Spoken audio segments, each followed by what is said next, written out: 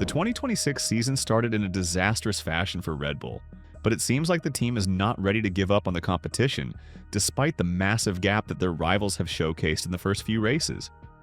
After assessing their weakest points, Red Bull will bring a huge upgrade package to the Japanese Grand Prix in order to address these flaws and make sure that their competitiveness will persist throughout the 2026 season. But what are some of the issues that the team needs to fix, and much more importantly, are they fixable by just one upgrade package in Suzuka? In order for you to understand the upgrades that Red Bull will bring to Japan, you need to understand what type of issues their 2026 car has, at least the launch spec version of it, and whether or not it provides a solid foundation to build on for the remainder of the season. Therefore, let's start our video with the core problems of the RB21. The team has made drastic changes in their design philosophy for 2026, but it has inevitably lost stability, and the high-speed corner deficit has been quite emphasized as a consequence. Therefore, this is the primary target that the team will aim to neutralize from Suzuka onwards.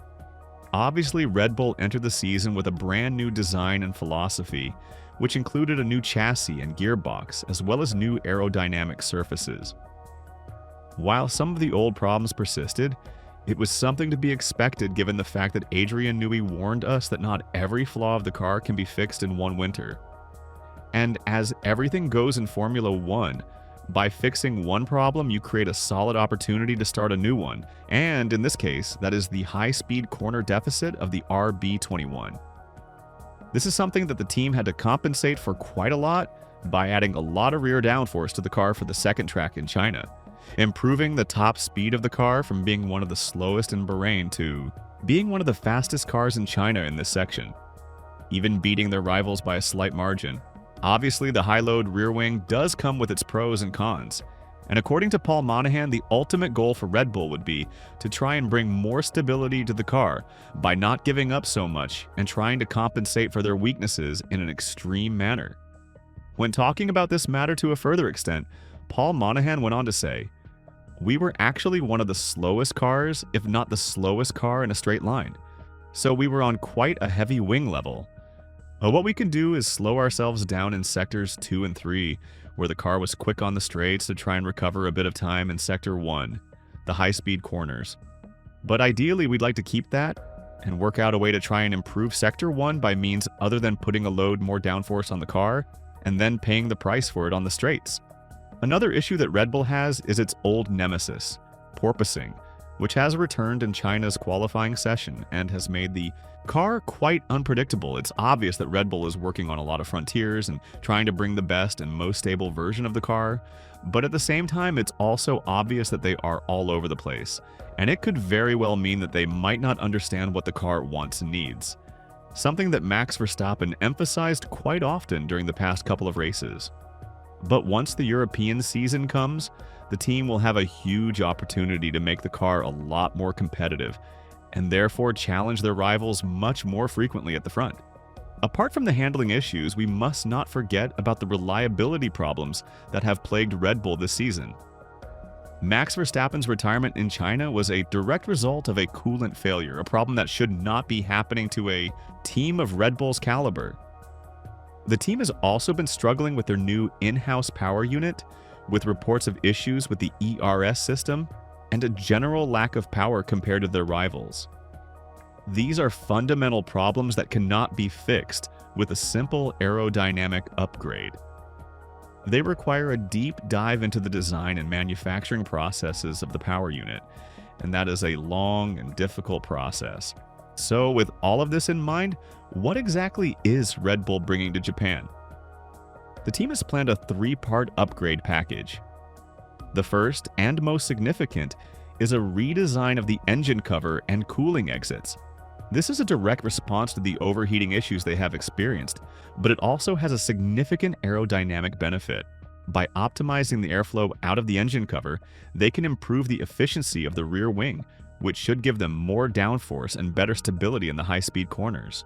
This is a classic example of a 2-for-1 upgrade, and it's a sign that the team is thinking cleverly about how to solve their problems. The second part of the upgrade is an enlarged rear brake duct exit. This will improve brake cooling, which will help with reliability, but it also allows the team to be more aggressive with their brake setup, which could lead to a small performance gain. Finally, they have revised the shrouding around the rear lower wishbone. This is a small aerodynamic tweak, but it's all part of the process of optimizing the airflow around the car and making it as efficient as possible. Now, Red Bull also has huge momentum going on their side that was given to them by their past success. And what the team would want to do is give Max Verstappen a championship-winning car immediately. And considering the fact that the 2026 cars will remain more or less the same for the upcoming season, it's obvious that the team would push as much as they could in order to close the gap to their rivals in the current campaign.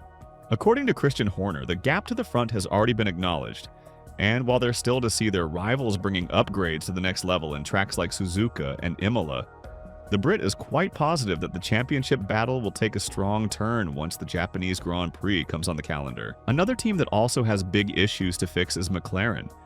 And while they outperformed Mercedes in China thanks to their high-speed corner advantage, their issue is quite the opposite one compared to the Silver Arrows. We've seen that even on much fresher tires and with open DRS, Piastri had a lot of trouble getting past Hamilton in China. This means that they need to work on their straight-line speed, and contrary to Mercedes, their sacrifices would have to be done in the opposite field, which would be optimizing this area by giving up a bit of the stability the car is entering the high-speed corners.